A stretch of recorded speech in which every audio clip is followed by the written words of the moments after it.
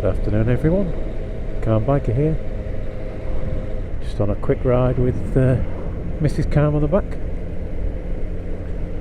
We're off to Waitrose. We don't shop there, no, far too expensive.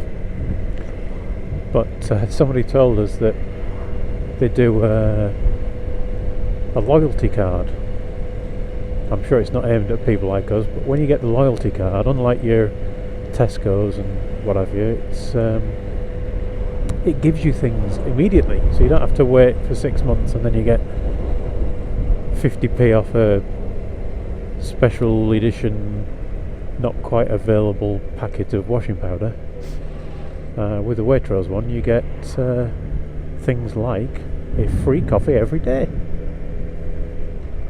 So we're off for a cappuccino and a latte,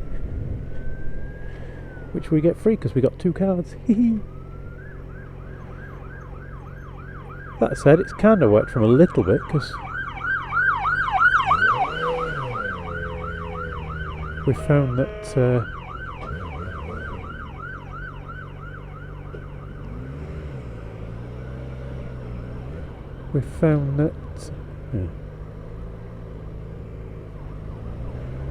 that said, it's kind of worked from a little bit because we found that they sell the odd little thing cheaper than the other shops. And there's one thing that the other shops, well, Sainsbury's have more expensive, and Tesco and Asda never have a particular type of sausage that we like, vegetarian sausage, and that Waitrose sell cheapest. So every so often we go to Waitrose, we clear out all of their vegetarian sausages pretty much, and have a free cup of coffee. Woo! So that's where we're off. Not really got a topic for today. I just wanted to mention Mr. B's hangout last night, and by the time this gets uploaded it probably wasn't last night, it might well be a week or so ago, but well, we'll see. Mr. B of Mr. and Mrs. B's Brain Dump, he's changed the format of the hangouts now, so we're having one pretty much every Thursday. There was a kind of free-for-all. He tried to make each one be about a topic, but it kind of didn't really work, and everybody started talking about anything and everything, be it bike related or not. Lots of stuff about chickens, lots of silly noises. So he's changed the format now, so he actually has 2 hangouts rather than 1. And last night we had 2. So the first one was the he wants to do one about safety, and last night's safety one was about filtering on a motorcycle. And then afterwards he does the I think he called it Mr. B's Brain Dump Fully Loaded or something like that, which is where he's got more people on the hangout, and it's kind of just open to talk about whatever people want to talk about. And I think the new format's worked really, really well. There were only 3 of us on the first part talking about filtering, but I think it was a good mix because it had Mr. B, who filters like a boss on his Hayabusa, and then we had Jim Payne, the old fart on a motorcycle or motorbike, who's been riding for a very long time, so has got a lot of experience, and then just me on the end. Obviously I've not been riding for too long, but I do a little bit of filtering, and yeah, it worked quite well. So we had a few different viewpoints on it, and the Q&A was open so people could come and ask the questions. And actually it worked so well that although he'd said we're going to do that one for an hour and then follow on, we couldn't get through all the questions in the hour. It was quite a lot of engagement, so it was really good fun. And during that I asked one of my questions, and I'd been preparing, so there was a bit of screen share and a bit of picture evidence, a bit of a picture, a plan of the road where vehicles were on an incident that happened to me the other day, where as I was filtering past a bunch of cars that were stopped because there'd been an accident up the road and there were several miles of stop traffic,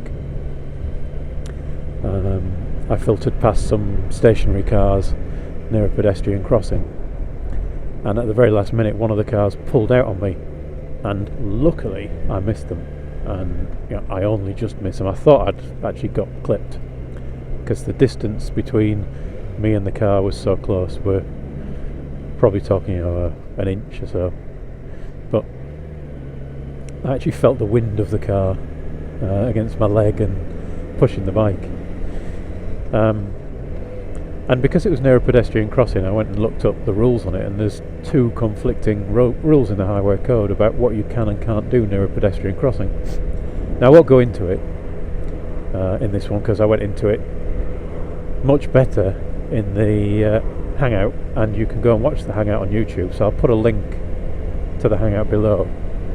And I wouldn't mind if you've got 5 minutes, just go into that. I'll put the time code in as well so you can get to the right point, although the whole hangout is definitely worth watching. Go and have a look and see what you think of what I did, and what would you do if you're in a similar situation. So yeah, it'd be, and that way I don't have to entitle this video anything to do with a near miss. I don't get all the trolls turning up and telling me they want to punch me in the face. So yeah, it was quite good, Mr. B. Really enjoyed myself on that one. I think the new format's great. Stick with it, I would say. If anything, maybe make it half an hour longer for the first section, so that everybody can get their questions answered. Although obviously I did take over a reasonable chunk of it with my question. Yeah. In the second hangout, actually, was quite good. Somebody asked a question about oil changes, and it made me have a think about whether I should think about changing my oil or not. I'm coming up to, well, I've done just over 2,900 miles. Now the handbook says service every 6,000, oil change every 6,000. But we were talking last night about whether it's better to look after your engine to change it more often than that. So I took note, and I'm going to give my oil a bit of a change, I think. So I've ordered a 4 litre pot of oil, although apparently I only need about 3. 4 litre pot of 10W40 semi-synthetic. I've ordered myself a new oil filter and a new washer for the sump plug.